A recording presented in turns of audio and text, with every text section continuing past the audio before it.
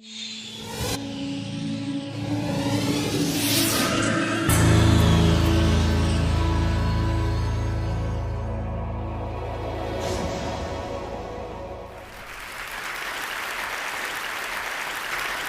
a moment ago, my daughter Rebecca texted me for good luck.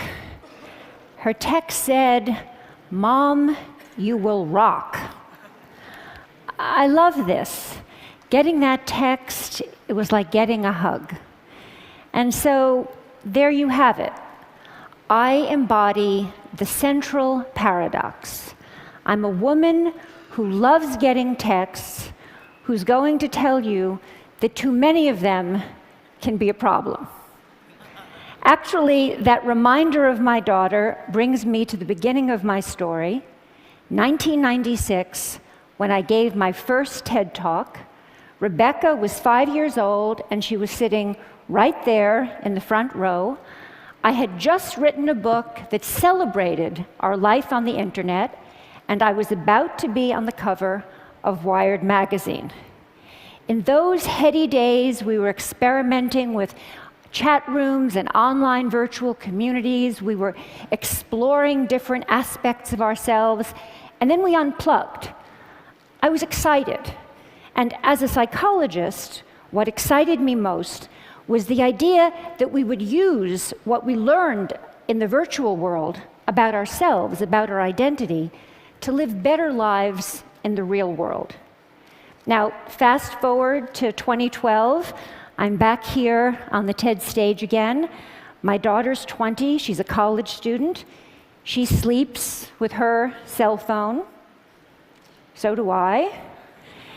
And I've just written a new book, but this time it's not one that will get me on the cover of Wired magazine. So what happened? I'm still excited by technology, but I believe, and I'm here to make the case, that we're letting it take us places that we don't want to go. Over the past 15 years, I've studied technologies of mobile communication, and I've interviewed hundreds and hundreds of people, young and old, about their plugged-in lives. And what I've found is that our little devices, those little devices in our pockets, are so psychologically powerful that they don't only change what we do, they change who we are. Some of the things we do now with our devices are things that only a few years ago we would have found odd or disturbing, but they've quickly come to seem familiar, just how we do things. So just to take some quick examples, people text or do email during corporate board meetings. They text and shop and go on Facebook during classes, during presentations, actually during all meetings. People talk to me about the important new skill of making eye contact while you're texting. People explain to me that it's hard, but that it can be done. Parents text and do email at breakfast and at dinner while their children complain about not having their parents' full attention, but then these same children deny each other their full attention. This is a recent shot of my daughter and her friends being together while not being together. And we even text at funerals. I study this. We remove ourselves from our grief or from our reverie, and we go into our phones. Why does this matter? It matters to me because I think we're setting ourselves up for trouble. Trouble certainly in how we relate to each other, but also trouble in how we relate to ourselves, in our capacity for self-reflection. We're getting used to a new way of being alone together. People want to be with each other, but also elsewhere, connected to all the different places they want to be. People want to customize their lives. They want to go in and out of all the places they are because the thing that matters most to them is control over where they put their attention.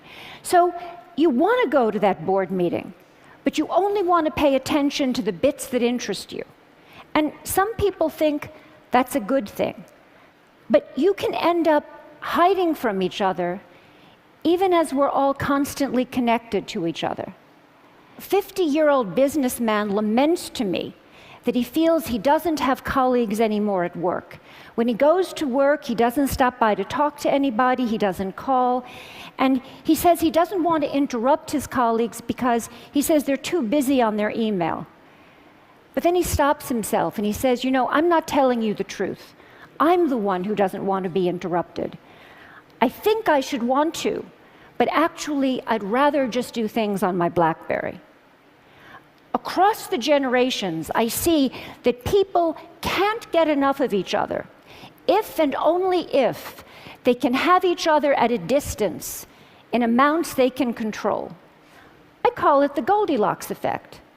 Not too close, not too far, just right. But what might feel just right for that middle-aged executive can be a problem for an adolescent who needs to develop face-to-face relationships. An 18-year-old boy who uses texting for almost everything says to me wistfully, someday, but certainly not now, I'd like to learn how to have a conversation. When I ask people, what's wrong with having a conversation? People say, I'll tell you what's wrong with having a conversation. It takes place in real time, and you can't control what you're going to say. So that's the bottom line. Texting, email, posting, all of these things let us present the self as we want to be. We get to edit, and that means we get to delete. And that means we get to retouch the face, the voice, the flesh, the body. Not too little, not too much, just right. Human relationships are rich, and they're messy, and they're demanding. And we clean them up with technology. And when we do, one of the things that can happen is that we sacrifice conversation for mere connection. We shortchange ourselves. And over time, we seem to forget this, or we seem to stop caring. I was caught off guard when Stephen Colbert asked me a profound question. A profound question. He said, don't all those little tweets, don't all those little sips of online communication add up to one big gulp of real conversation? My answer was no, they don't add up. Connecting in sips may work for gathering discrete bits of information. They may work for saying, I'm thinking about you, or even for saying, I love you. I mean, look at how I felt when I got that text from my daughter. But they don't really work for learning about each other, for really coming to know and understand each other. And we use conversations with each other to learn how to have conversations with ourselves. So a flight from conversation can really matter because it can compromise our capacity for self-reflection. For kids growing up, that skill is the bedrock of development. Over and over I hear, I would rather text than talk. And what I'm seeing is that people get so used to being shortchanged out of real conversation, so used to getting by with less, that they become almost willing to dispense with people altogether. So, for example, many people share with me this wish that someday a more advanced version of Siri, the digital assistant on Apple's iPhone, will be more like a best friend, someone who will listen when others won't. I believe this wish reflects a painful truth that I've learned in the past 15 years. That feeling that no one is listening to me is very important in our relationships with technology. That's why it's so appealing to have a Facebook page or a Twitter feed, so many automatic listeners. And the feeling that no one is listening to me makes us want to spend time with machines that seem to care about us. We're developing robots, they call them sociable robots, that are specifically designed to be companions to the elderly, to our children, to us. Have we so lost confidence that we will be there for each other? During my research, I worked in nursing homes, and I brought in these sociable robots that were designed to give the elderly the feeling that they were understood. And one day I came in, and a woman who had lost a child was talking to a robot in the shape of a baby seal. It seemed to be looking in her eyes. It seemed to be following the conversation. It comforted her.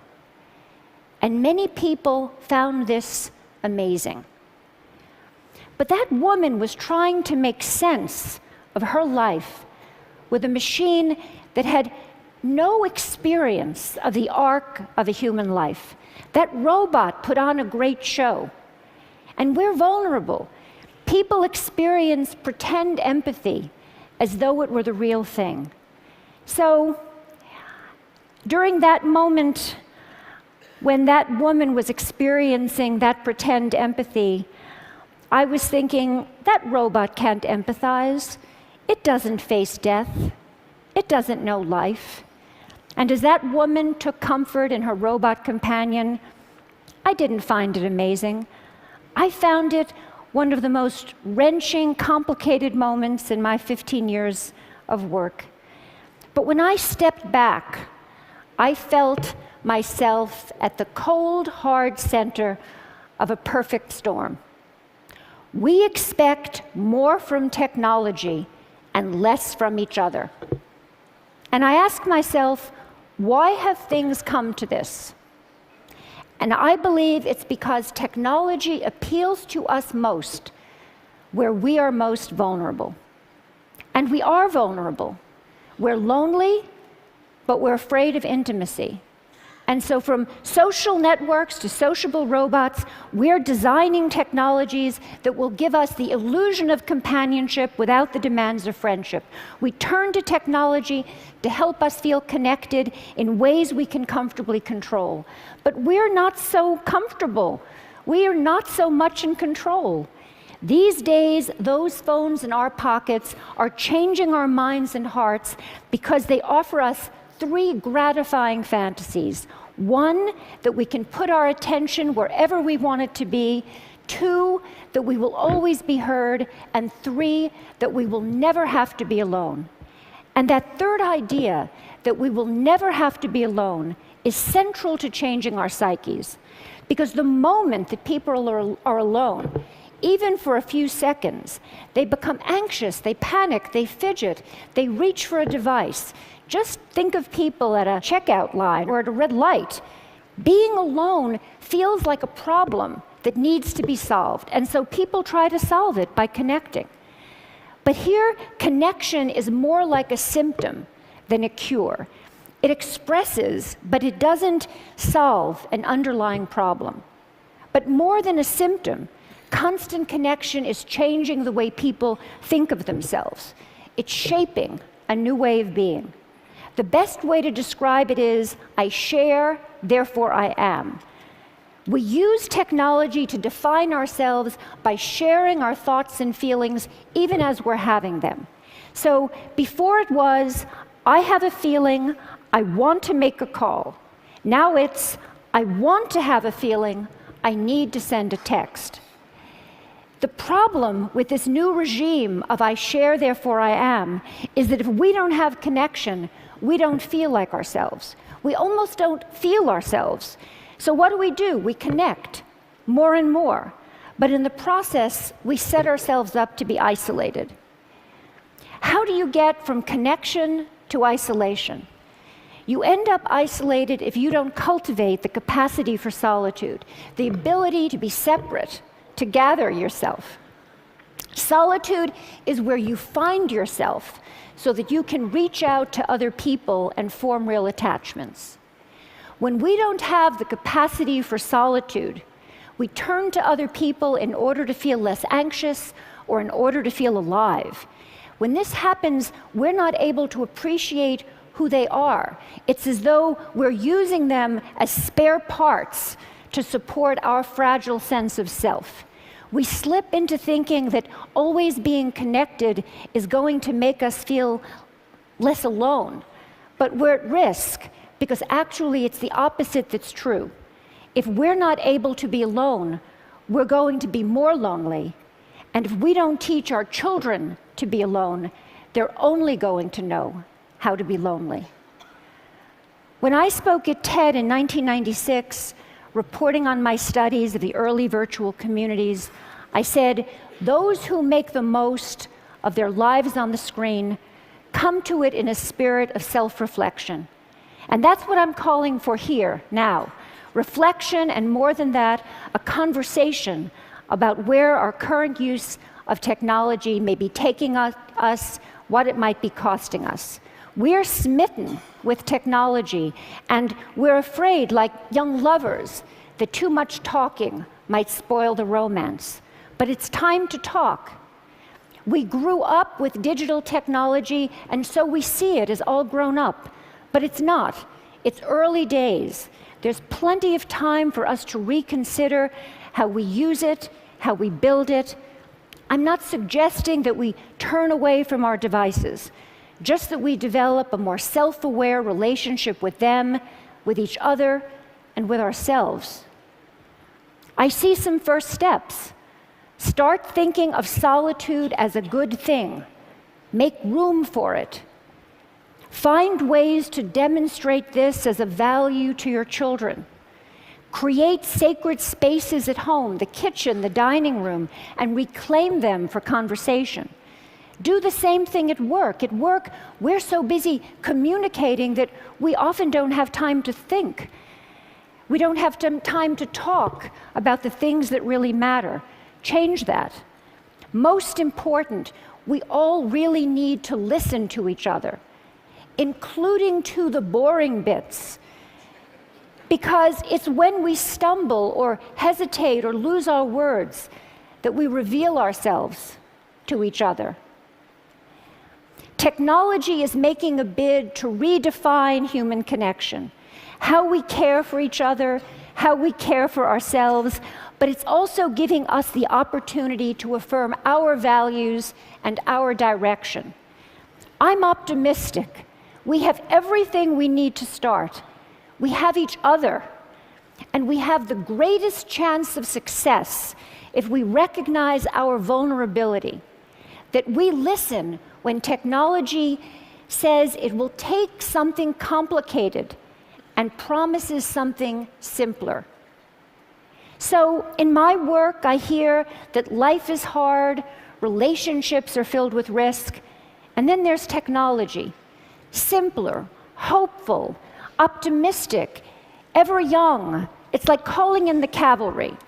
An ad campaign promises that online and with avatars, you can, quote, finally, love your friends, love your body, love your life. Online and with avatars. We're drawn to virtual romance, to computer games that seem like worlds, to the idea that robots will someday be our true companions.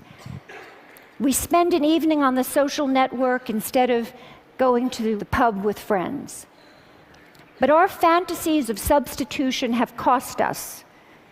Now we all need to focus on the many, many ways technology can lead us back to our real lives, our own bodies, our own communities, our own politics, our own planet. They need us. Let's talk about how we can use digital technology, the technology of our dreams, to make this life the life we can love. Thank you.